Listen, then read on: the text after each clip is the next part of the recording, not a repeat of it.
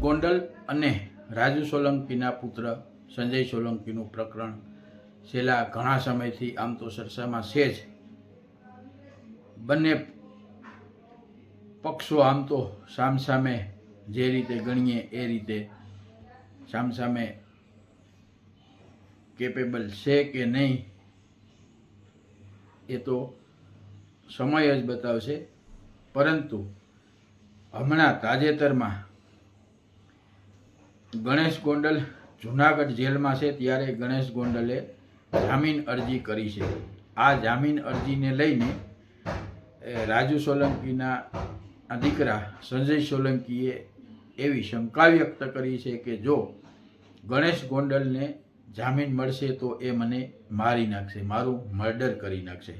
તો શું ખરેખર ગણેશ ગોંડલને જો જામીન મળે તો આ સંજય સોલંકીનું મર્ડર થઈ જાય? સંજય સોલંકીએ આવી શંકા શા માટે વ્યક્ત કરી? ગણેશ ગોંડલને જામીન ન મળે એટલા માટે, કે પછી સંજય સોલંકી અને તેના પરિવારને હવે ડર લાગતો હોય છે કે આ તો સત્તા સામે પૂરે હાલવા જેવી પરિસ્થિતિ છે અને જેમ જેમ સમય પસાર થતો જાય છે એમ જાણે કે એકલા પડી રહ્યા હોય અને સામે પક્ષે તો મજબૂતાઈ છે જ. આવો ડર મનમાં કદાચ ગરી ગયો હોય અને એ કારણે પણ એણે આવી રજૂઆત કરી હોય કે ગણેશ ગોંડલને જામીન ન મળે, જો જામીન મળે તો મારું મર્ડર થઈ શકે છે. આવી શંકા વ્યક્ત કરી છે અને આવું એણે કોર્ટમાં રજૂઆત કરી છે. હવે જોઈએ ગણેશ ગોંડલને જામીન મળે છે કે નહીં, અને મળ્યા પછી ખરેખર સંજય સોલંકી જેમ કહે છે એમ એનું મર્ડર થાય છે કે નહીં. આ બધી તો ચર્ચા વાતો જાહેરમાં થતી હોય છે અને આવી રીતનું બધું બહાર હાલતું હોય છે. અંદર શું હોય એ તો હકીકત સમય આવે જ બતાવે છે.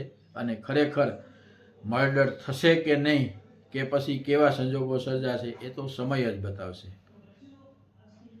મિત્રો, આપની મારે નમ્ર વિનંતી છે, આપણી આ ચેનલને તમે સબસ્ક્રાઈબ કરજો, વિડીયોને લાઈક કરજો, શેર કરજો અને કોમેન્ટ કરજો. તો આવો મિત્રો, સંજય સોલંકીએ આ બાબતમાં શું કહ્યું એ આપણે સાંભળીએ. જે ગણેશ ગોંડલ જયરાજસિંહ જાડેજાના છોકરાએ જે મારું અપહરણ કરીને અહીંથી મને ગોંડલ લઈ ગયા હતા, જ્યાં મને બહુ ઢોર માર મારવામાં આવ્યો હતો, નગ્ન કરીને વિડીયો બનાવવામાં આવ્યા હતા. આજે એ લોકોએ આ જૂનાગઢ કોર્ટમાં જામીન અરજી કરી છે. એના વિરોધમાં, એના વાંધામાં અમે સામે અરજી કરેલી છે. જો એને જામીન મળશે તો મારી જાનનો જોખમ છે, એ મને મારી નાખશે. એના માટે અમે વાંધો કોર્ટમાં રજૂ કર્યો.